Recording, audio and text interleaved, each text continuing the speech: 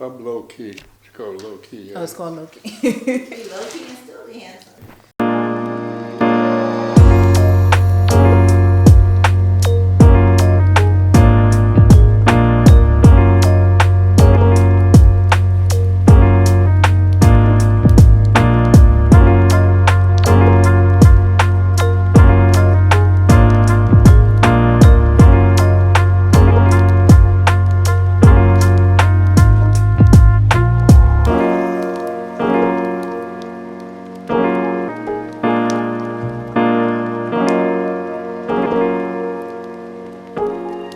My name is Drye. I am 100 years old. My birthday is February 24th, 1924. I live in Richmond, Virginia. I was born in Valdosta, Georgia. My father's name is Johnny Drye, and my mother's name was Richard Drye.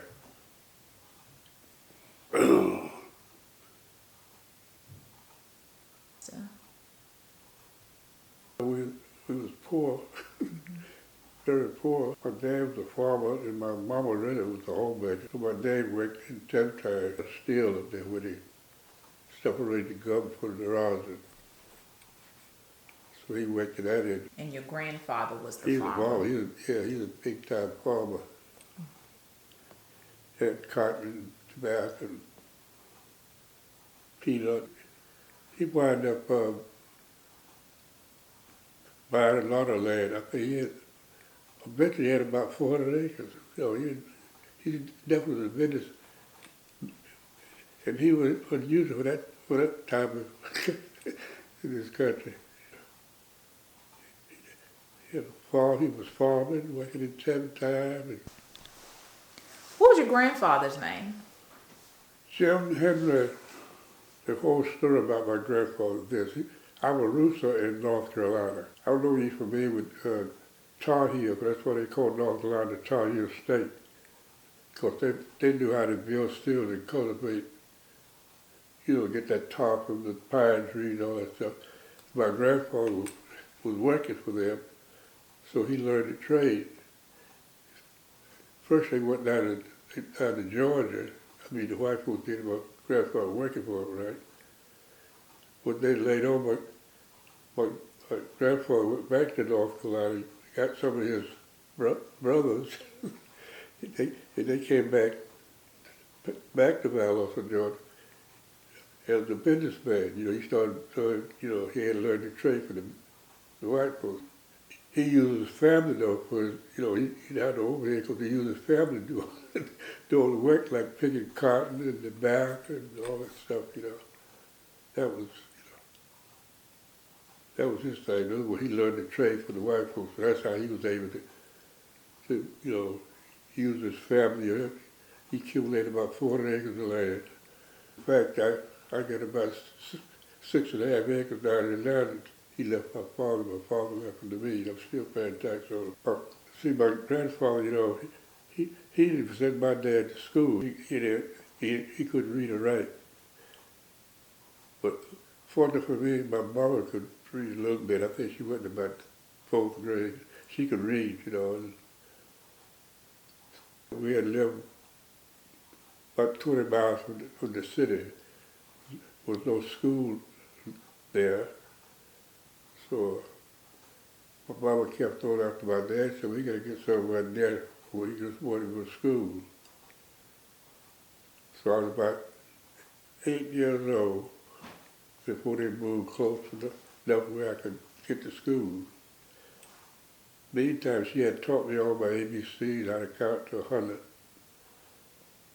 So the first day I walked into school, the teacher, I said, "Man, what grade you in?" Because I was about 8 years old.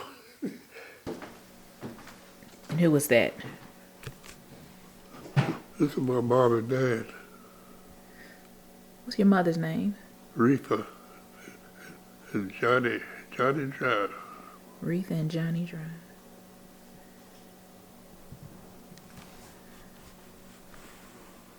This is in Valdosta. Right.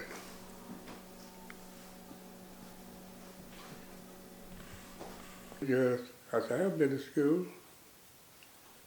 So she said, you know your ABCs? I said, yes, ma'am. My mom had taught me that ABCs. You know, count to 100? I said, yes, ma'am. So I bypassed kindergarten right there, you know. They called it primer back then, kindergarten. So the first day of school, she put me in first grade. And that's when they teach you how to read. Out there in the country where we lived, they didn't have the city government in a little town come up with a program where they would send teachers, you know, all out to the churches have classes. They set up like a court over here, be primer, and this would go here would be first grade. But anyway, she gave me this book to read. She said, go, you read a few paragraphs and we'll come back and check on you. Like I said, I couldn't read, but I looked at it. And I was trying to figure out to read, you know, so something clicked in my mind. It says, read all through it, put some of them alphabet letters together, got a word, and go from there. So my first semester, I had finished that reading book. She promoted me in second. So in other words, I made 3 grades first year, you know. My dad, I used to hear my dad telling his friends, you know, he always used that word.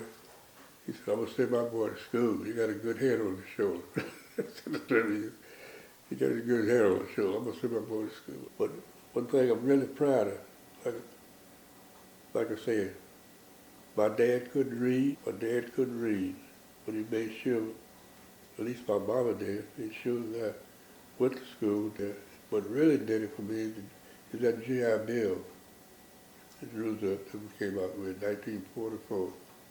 Came out with that GI Bill, which gave me the opportunity to go to, I've never been able to go to radio and television school on my own, you know. And that's the biggest thing. So I was able to, even though my offspring, you know, I didn't get a chance to, when I was coming up, you know, I was going to make sure they got a good education. And from day one, I started saving money so they could go to college, you know, right? Yeah. But I wouldn't have been able to do it without the GI Bill. I was puzzled about how radio would work. That was my interest, radio. You know, I wondered how this thing worked. Nobody could explain to me. They tried to explain it till I could remember. They tell me the signal was up in the air. And we had them old clothesline antennas, you know, pole here, the pole here. You know, the wire coming down into, they said a signal come through that wire. I said, you know, all these different signals up in the air, how can you pick out just one? I really was curious about how this thing worked. Back in 1944, I was in the military, and President Roosevelt, they came out with this GI Bill, so soldiers all could go to school, into school, college, or get an education. That's when things really went, you know, after. Back then, you know, when you get 18, you automatically had to go. They called for you, you know, had to go. They had a board there where they kept up with your age. As soon as you get 18, you had to go. You had no, there wasn't no volunteer. You go. If you didn't go, they court martial you. Like this. So when I got 18, I got a letter from the president, you know, which means I had to go. You know, such thing as you not go. I wound up in South Carolina, Charleston. You said Charleston? Charleston, South Carolina. Mm-hmm. I went in the military at Fort Jackson, South Carolina. I was in the quartermaster, what they call the quartermaster. When they drive trucks, that's all I knew how to do when I went. I got to be what they call a heavy-duty equipment operator. That's where you operate the heavy-duty stuff, like the tractors, the big, you know, stuff like that. Back there, you know, we was on a good foot with China. They was our comrade, China, you know. And they was fighting the Japanese. when they bombed Pearl Harbor, they had took on some parts of the country. We couldn't get Japan the normal way. To get Japan to fight them, we had to go, we call it the back door. In England, you know, they're the one control everything in India. So what we did, we loaded up a bunch of us, about 10,000 packets on a ship, and we wind up in Bombay, in India. We were in the Himalayan mountains, we called the hut. Our job was to send supplies, gasoline, food, all that stuff over the hut to China. So we had our 20th aviation in China. And we had the bombers over there. That's how we get to Japan. We called it through the back door. So we had some big bombers. That's the biggest thing we had back then. You know. We had them big bombers. Newport News somewhere over there. I think we got on the boat. We was on the boat about 42 days because we had to go the long way, you know, like go down to South America. And after we went through the canal, Panama Canal, back into the Pacific Ocean. And we went all the way to Australia. And we got off the boat in Australia, stretched our limbs out, then we had a couple more weeks to go. Went through the Indian Ocean, wound up in Bombay, India. And they had a lot of little bases all over there. We, you know, over in there, like I said, our job was to send supplies and stuff like that to China. So we had a little town about, our base was like what we called the boondocks out with it, but 20, 30 miles from the little city there, you know, a little settlement, you know. In fact, every morning you could see the Himalayan mountains, you know. It's like a really, we worked like 24 hours a day with a swing shift, so we 7 days or 7 nights, so just around the clock. And every time the plane would go and come, it was services, you know, they would have to service the plane, you know. And it was very interesting, though, I tell you. I learned to appreciate the United States more than nothing. We was paying them 30 rupees a day. We hired some of them, you know, to work on the base right there, you know. So I had to be a little crew I would take out, you know, they go clean up right there with the mechanics working on the planes. You know, get all that grease and stuff right there. Clean it up, you know. Very little money we paid him. I think it was a rupee a day which was about 30 cents a day. And the British wasn't paying them that much. They was making big money with us with a rupee a day. After the war was over in Germany there, we came back to the States and we took all that stuff we had. We had a warehouse full of clothes and food and all that stuff, you know. And after the war was over there, they had, like I said, I was a truck driver, so they had us all go to the warehouse and pick up all the clothes and everything we had there, take it down to the dumps and burn it up. And I would ask the question, I said, why don't they, well, it was a poor country though, those people, they was really poor. You could count their ribs. We would see them come by, walking by, you know, you could actually count their ribs. They were so poor, you know. They used to always put the bag on us. And of course, we felt sorry for us because they were brown like us, most of them, you know. We could give them all our little rations and stuff, you know, feeling sorry for them. But they was, like I said, that's what I learned. I thought we was poor in the United States. Some experience, only in the, take a picture of my VFW. Like,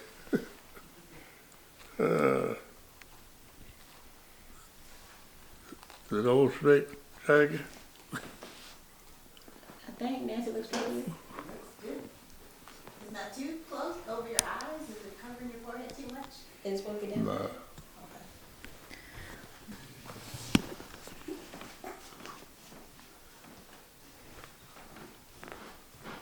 VFW.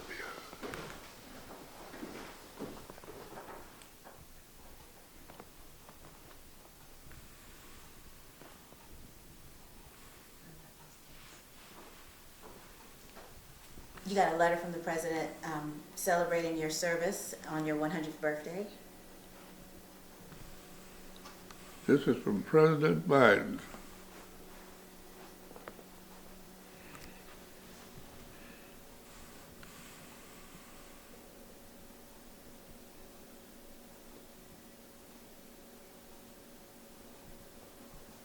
In fact, like I told you, I always wanted to learn how to fix radios, how it worked and all that stuff. Nobody could give me the right answer. When they came out with that GI Bill, I was overseas when they came out with the things. What I did, I got a book on radio, and I still got that book. You know, I read that book, like I said, from cover to cover. Didn't make much sense. I read it through this twice, and I couldn't understand, because I had nobody ask no question to or nothing. So when I got back to the States, I came back to Charleston first. That's where I left from Fort Jackson, Charleston, in Columbia, which is down the road from Charleston. Of course, I got married in Charleston. I got two siblings in Charleston. I had a boy and one daughter and a son there in Charleston now. But I stayed around Charleston for a while, you know, but when nothing happened around there for some jobs and stuff like that. So the only way I could go to school is to go to New York, Harlem, New York. That's where all the black folks accumulated back in the day. Harlem, New York. All over the South, they were coming. All, you know, people that lived on the East Coast, all this way, they wound up in Harlem, you know, Manhattan, you know, with the ones that lived out in the mid parts, because some of them were, like at the mid-cut, they wound up going to California somewhere. But all up and down there, in fact, they had a train there, they had a train that they called the Eastern Coastline. They come up from all the way down in Miami or somewhere, and they come all the way up through there. And the black folk were migrating down to New York from there. You could get a job, and it wasn't as segregated as it was down in Georgia and all, you know. The GI Bill had something to do with giving GIs opportunity to go to school, they go to college or whatever, you know. So the GI Bill, my dream came through because they had a radio and television. That's why I went to radio and television school. Of course, television was just coming out then, but I really went to learn how to learn how radio worked and all, which I did. I'm coming back, I'm going back to about 1950, somewhere along there, I think. So I studied television there too. So of course, when I finished school, I had a problem getting a job, because when you go to these places, which they won't ask you if you had experience, you know, you tell them no, they would hire you, right? So I figured I had my little plumb in my hand, you know, they want to know if you had experience. So it took me, let's say, from about 1948 to 52 before I got a decent job. My wife worked at a lot of garment center, busting subs, what we call busting subs, and washing dishes, and all the porter jobs, all that kind of stuff. When I got my first chance to work in radio, 1952, I got my first job as a radio inspector. It was the factory where they put so a friend of mine, he told me, because I didn't give up on trying to find a job, you know. And, well, he was where I got him in. In fact, I got him into my radio school. So he was working during the time the Korean War started at about like 1950. So he got a job at this particular place. He called ITT, Electronic Stores, built stuff for the government. He made his business to find me.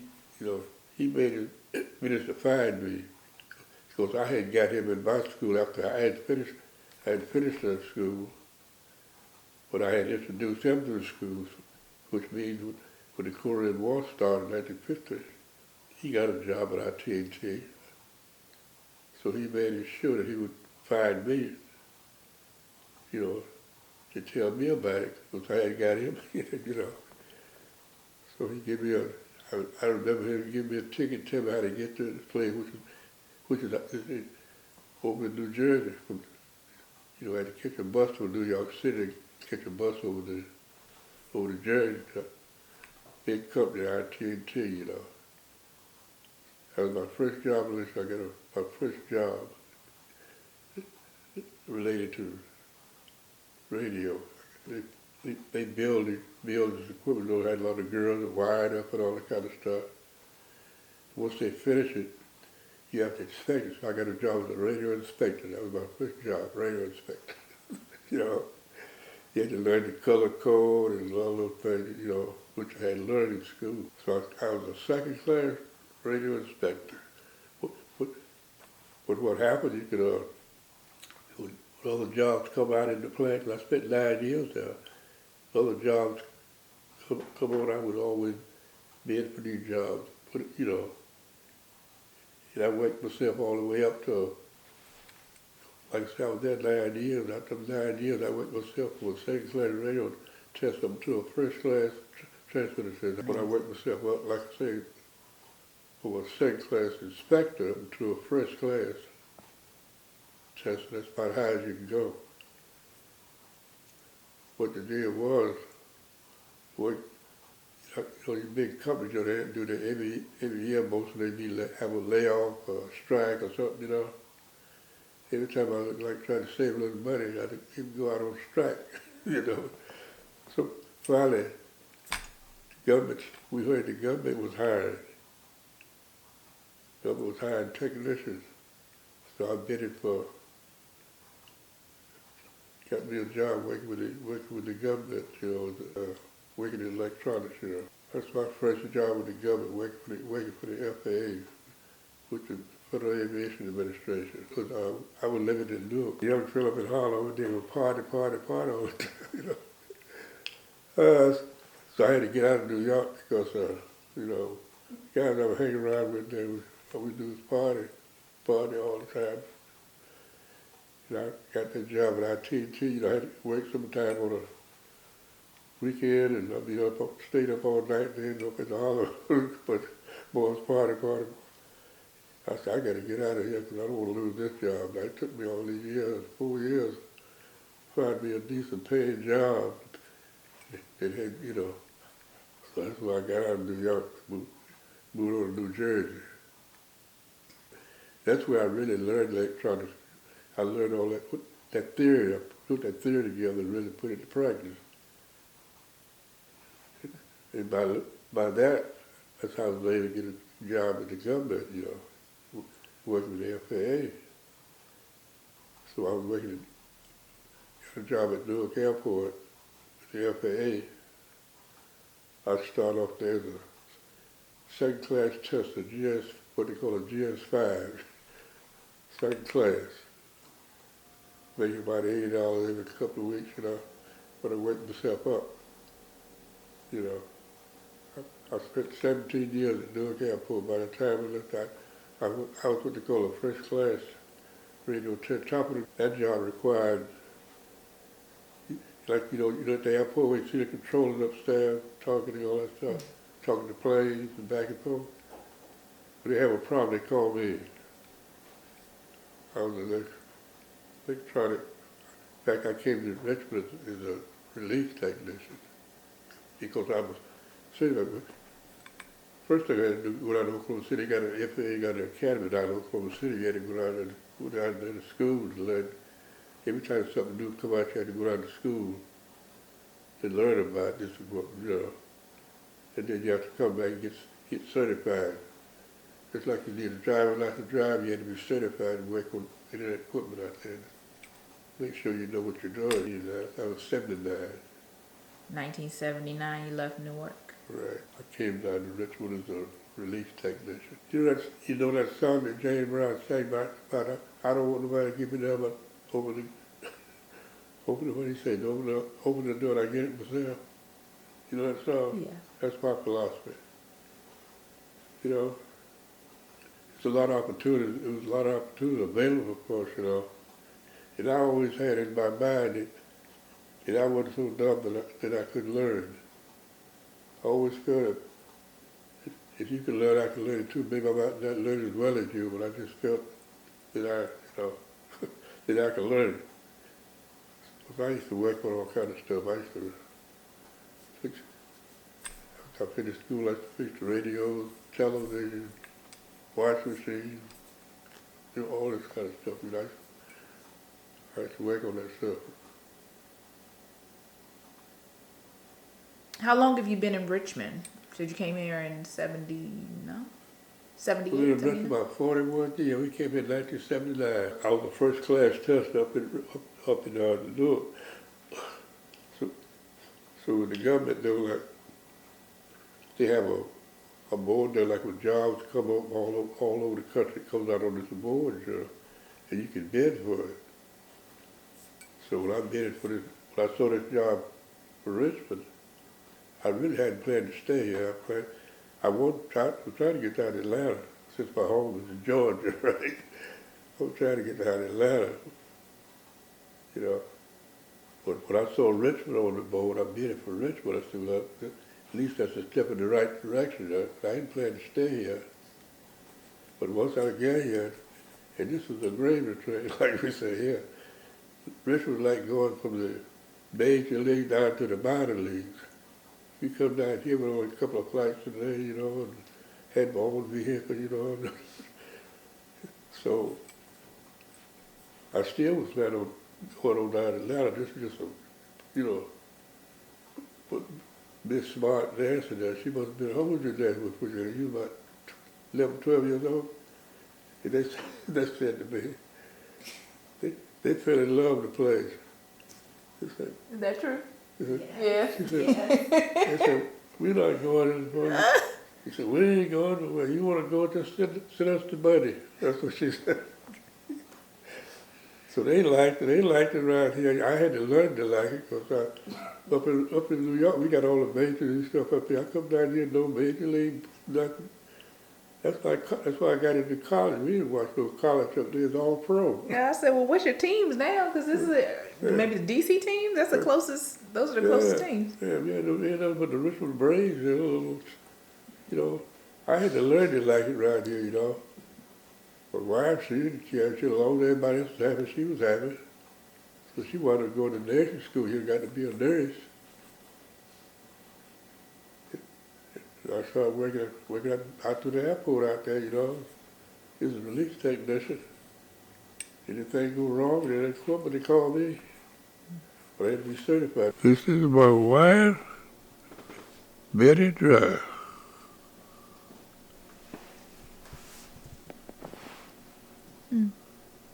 How long were you married?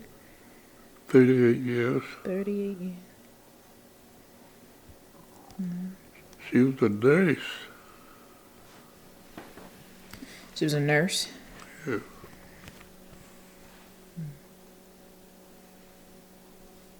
Well, we started with the oldest one, named Mary. She lived in Miami, Florida.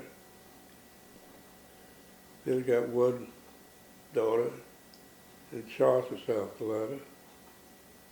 And a son in Charleston, South Carolina. Then I got a daughter in New York. Mary was the oldest one. Then Francis is the next old. Mickey, my son, Mickey Jr. And Brenda, then Ronnie. Who else I leave out? And then, last but not least, I got these two. Miss Nancy and Jackie. What is it that legacy mean to me? I was a good guy, always trying to help somebody. Like I mean, he was a good guy, always trying to help somebody, or help the less fortunate.